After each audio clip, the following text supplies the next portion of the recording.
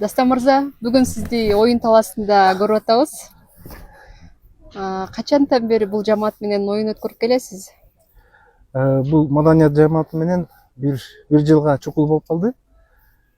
Чогуу улак ойноп, кошулуп ойноп жүрөбүз, Кудай буйруса. Бул жамаатта мыкты, маданият жамаатында мыкты жигиттер бар, инилер бар, агалар бар. Кыргыз элинин акыны Алык Туткучев бар. Ошого окшогон көптөгөн ишкер жигиттер бар. Кыргыз элине салым кошуп жүргөн. Мына ушулар менен улак чабып, чер жазып жүргөнүмө аябай сүйүнөмүн. Эң бирте Кудайга шүгүр дейбиз. Жакшы. Бул да болсо эми ден соолукка пайда, спорт экинчи жагы.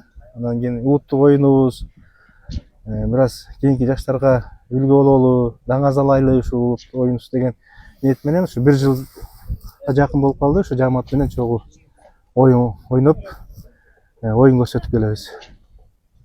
Бүгүнкү аргымагыңыз Тарлан экен, ынтымак командасындагы.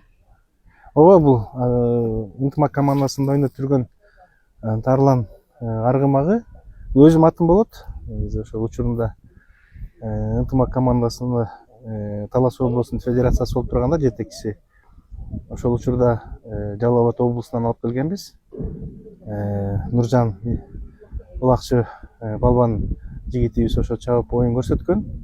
Анан азыр өзүмдүн колумда ошол карап ушундай дем алыш күндөрү бир аз минип бастырып дегенде карап турабыз Тарланды. Шүгүр мындай уят кылбайт ушугубуз.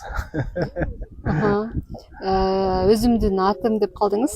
Өзүңүздүн атыңыз Желтаман Мустанг. Аргымагы өзүңүздүн атыңыз экенин билебиз. Ал жөнүндө сөз кылып кетпесек болбойт. Ооба, бул Мустанг мурунку аты Желтаман, кийин ошол федерацияга жетекчи, анан облуска федерациянын жетекчиси болуп келгенде ушул Мустангты өзүм сатып алып, анан ынтымак командасына оюн көрсөтүп жүрөт бүгүнкү күндө. Эми мен ойлойм, эл өзү баа берет го. Негизи ошол командалардын, улак командалардын арасында бүгүнкү күндө айтып жүрөт эми баягы коргоочу тарабында эң алдыңкы аттардын бири депчи. Анан ынтымак командасынын ушул чемпион болуп байгелерди алып жүргөнгө да салымын кошту го деп ойлойм да Мустанг. Эми буйруса дагы алдыда көп оюндар бар. Ошол оюндарда да оюн көрсөтүп, үстүндө отурган жоки инибизге да тап келишкен да. Маны эл өзү баа берет го, бирок ошол ынтымак командасынын намысын коргоп, ошолордун жеңишке жетишине мындан кийин да салымын кошот деген ниеттебиз. Карап азыркы учурда ушул оюндар болбой калган учурунда бир аз тоого кой бергенбиз. Ошол жылкылар менен азыр бир аз көп жылдан бери, 6 жылдан бери сарайдан чыкпай жүргөн. Анан быйыл шарт ушундай болуп калганда жараша пайдаланып азыр тоого бир аз эс алсын, көп чөп жесин, жылкыларга аралашсын деп азыр тоодо. Тоодон түшсө эле келип, кайра өзүнүн баягы калыбына келип, күзүндө оюн боло турган болсо, эгемендүүлүк күнүнө ошого даярдыктарды көрүп, ошого даярдаш керек деген ойдомун да. Негизи Мустангты өзүңүз жактырып алдыңыз беле же ошо командадагы жигиттердин сунушу менен эле алып калдыңыз беле? Өзүмө жакчы да, анан кийин мен жетекчиликти алып атканда ынтымакты ошо мурунку ээси сатабыз деп калды да.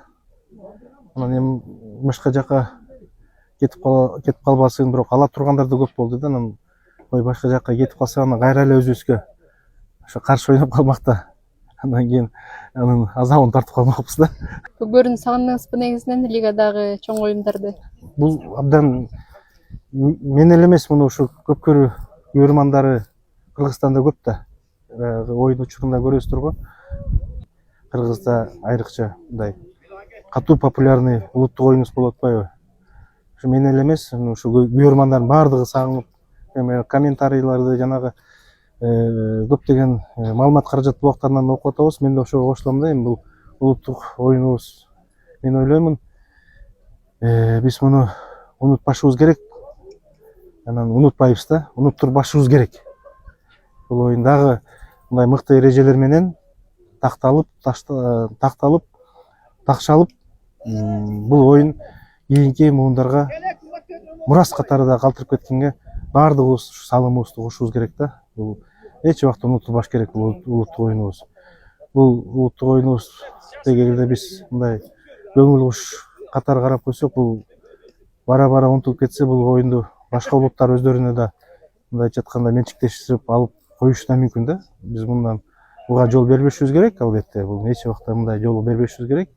Эми бул дүйнөдө бул улакты, тайгазанды бүгүнкү күндө мына кыргыздын улакчыларындай, жигиттериндей башка эч ким чаба албайт да. Бул да бир жагынан болсо биз үчүн сыймык да. Ар бир оюн бар, ар бир улуттун өзүнүн улуттук оюндары бар да, ар кандай түрдө. Бирок ошонун ичинде кыргыз элинин жигиттеринин улуттук оюну бул бүгүнкү күндө күйөрмандары көп, эл сүйгөн бул тайгазан улак оюну да. Мен ойлоймун, ошондуктан ата бабаларыбыз жөн жеринен бул оюнду чыгарган эмес да.